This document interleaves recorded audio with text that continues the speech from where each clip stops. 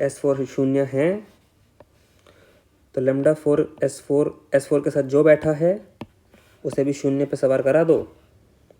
बस ये दो चीज़ें रट लो, क्योंकि मुझे कहना पड़ेगा कि ये कंडक्टर ने कहा है। So this is the idea कि ये 4 कंडीशंस कंडक्टर कंडीशंस हैं। ठीक है, कंडक्टर कंडीशंस का इस्तेमाल हम करेंगे वुल्फीज एल्गोरिथम में, तो इसे आप याद कर लो। पर बनी कैसे, मैंने उसका एक क्रक्स दिया है कि हाँ कि Q1 क्यों बुला रहे हैं भैया, बताओ, पहले से भी 0 था ही, तो Q1 बुला के भी 0 कर दोगे तो कोई बड़ी बात नहीं है। तो ये दोनों बातें तो बेसिक ही हैं। ये थोड़ा सा अलग है कि लेमडा S3 तो थे ही, लेमडा X1 भी हो गए, लेमडा 4 S4 तो थे ही, लेमडा 4 S2 भी हो गए। तो ये 4 चीज़ें हमारी कंडक्टर कंडीशंस है। तो बचा क्या, ये दो इक्वेशंस, एक ये दोनों इक्वेशंस और ये कंडक्टर कंडीशंस। अब ये जो है चीज़ें, अब तुम देखो हमने सब चीज़ को समराइज़ कर रखा है। ये दो कंडीशंस ही आगे बढ़ रही हैं और बाकी जितनी भी कंडीशंस थी वो सब कंडक्टर कंडीशंस के अंदर समराइज़ हो गई। और यही चीज़ है जो आगे बढ़ रही है क्वेश्चन में। ये पार्ट 2 के साथ, ये पार्ट 3 के साथ, ये सब हमारी वो 4 कंडीशंस हैं और ये कंडक्टर कंडीशंस हैं।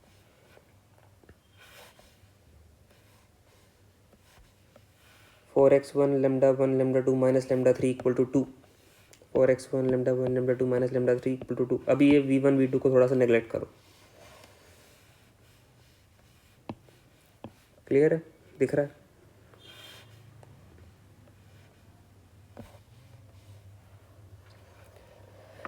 ना ये चारों एक्सप्रेशन लीनियर हैं।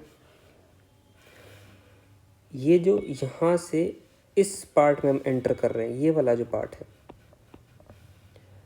ये इसमें ऑब्जेक्टिव क्या है हमारा कि क्वाड्रेटिक एक्सप्रेशन को हमने अभी अभी इन फॉर्म्स में ब्रेक करके लीनियर बनाया है।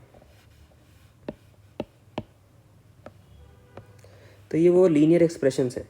ये अपने आप में इसके अंदर, इन एक्सप्रेशंस के अंदर ही हमारा z भी है, हमारा सब्जेक्ट टू कंस्ट्रेंट के सब कंस्ट्रेंट 1 2 3 4 चारों हैं इसके अंदर ही।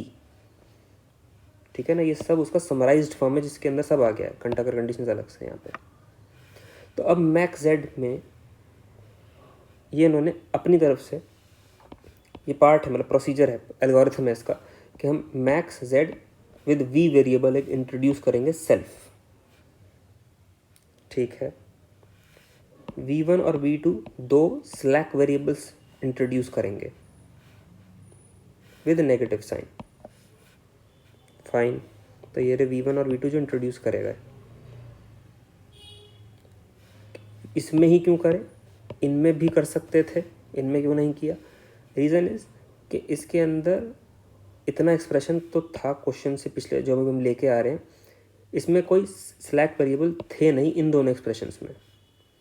इसमें हमने अभी स्लैक वेरिएबल ही डाला है। जैसे हमने यहाँ पे अगर ये एक्सप्रेशन को एज इट इज़ लेके हम आगे चल जाते तो s1 स्क्वायर की जगह पे तो हमने q1 इंट्रोड्यूस करा है, s2 स्क्वायर की जगह पे तो q2 इंट्रोड्यूस करा है। सो बेसिकली वो एजम्पशन के थ्रू ये कह रहे थे, मतलब ये आप स्टेटमेंट में लिख सकते हैं कि these are the new slack variables q1 q2 जो हमने इसकी जगह पे लिए हैं। ऐसा काम इसके साथ नहीं किया है, सो इसके लिए स्लैक वेरिएबल्स इंट्रोड्यूस किए गए हैं, इनके लिए नहीं हुए क्योंकि ये ऑलरेडी वो स्लैक वेरिएबल्स का ही काम कर रहे हैं। बाकी जो इसमें लेमडास और एक्स हैं ये सब स्लैक में काउंट नहीं होते, ये वेरिएबल्स हैं हमारे। लेमडास हमारे वेरिएबल्स हैं, लेग्रांजे के ये कोफिशिएंट्स हैं। x1 x2 हमारे वेरिएबल्स हैं। इनके q1 q2 कहाँ से आए हैं? ये q1 q2 है कौन? इनका कोई डेफिनेशन थोड़ी है, ये स्लैक वेरिएबल्स हैं हमारे, जो पहले s1 से जाने जा रहे थे, s1 स्क्वायर से, अब q1 से। इनके लिए स्लैक नहीं थे। सो फॉर दैट रीज़न हमने स्लैक वेरिएबल इंट्रोड्यूस करा है, बिकॉज यू नो कि हम जब सिंप्लेक्स टेबल बनाते हैं तो सिंप्लेक्स टेबल के अंदर हमें आइडेंटिटी मैट्रिक्स जैसी सिचुएशन चाहिए होती है। अगर ये इंट्रोड्यूस नहीं किए और सिर्फ इतने डेटा से हमने टेबल बनाया तो बेसिक वेरिएबल्स नहीं मिलेंगे, आइडेंटिटी मैट्रिक्स नहीं बनेगा, सिंप्लेक्स एल्गोरिथम वर्क नहीं करेगा। तो इनका इंट्रोड्यूस होना इसलिए अनिवार्य ऐसा है।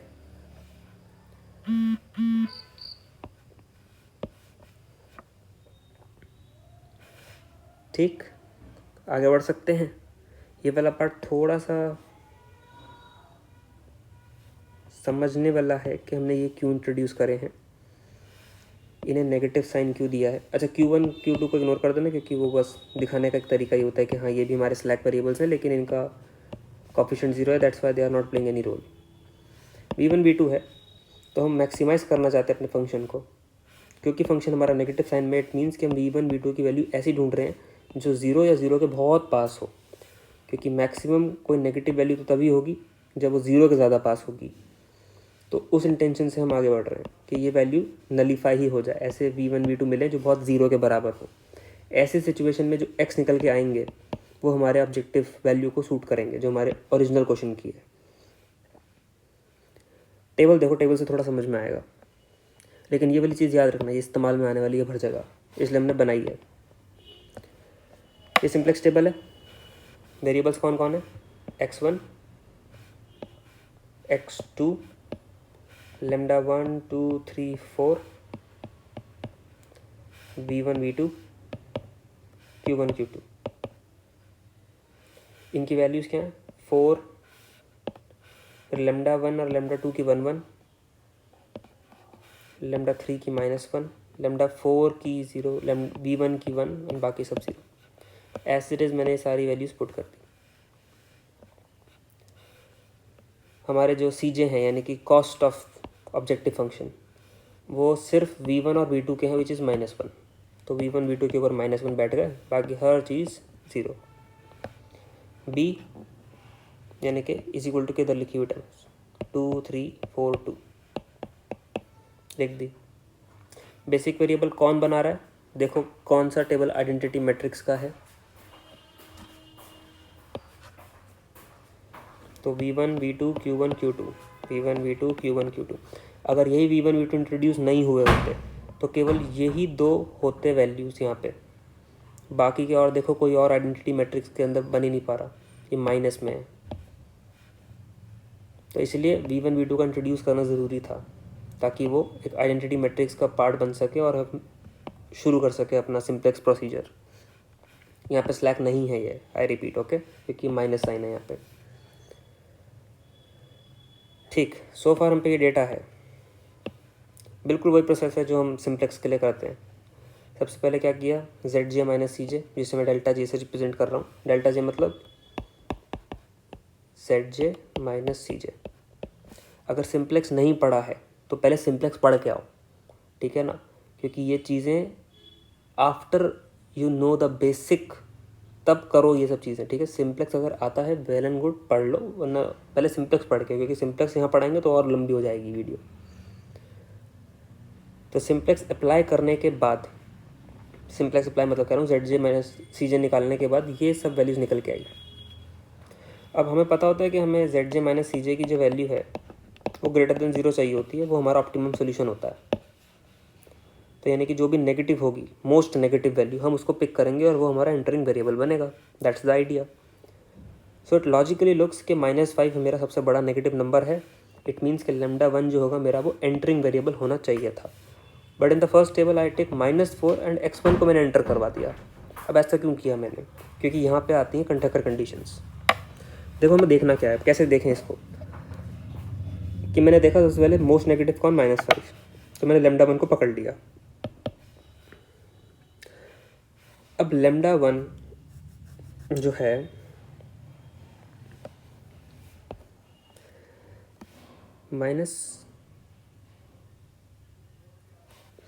लैम्डा 1 जो है, अब लैम्डा 1 के साथ कौन कौन फिजिबल है? देखो कंटेकर कंडीशन कह रही है कि लैम्डा 1 के साथ अगर Q1 होगा तो मैं 0 हो जाऊंगा, फिर हमसे बात मत करना। तो जहाँ पे भी लैम्डा 1 अगर मैं इंट्रोड्यूस करना चाहता हूँ, then I have to make sure कि बाकी बेसिक वेरिएबल्स में Q1 ना हो, बाकी चाहे कुछ भी हो, क्योंकि लैम्डा 1 Q1 के साथ कंपैटिबल नहीं है। तो जब लैम्डा 1 एंटर होने के लिए बहुत उत्सुकता से अंदर घुसना चाहा तो उसने देखा कि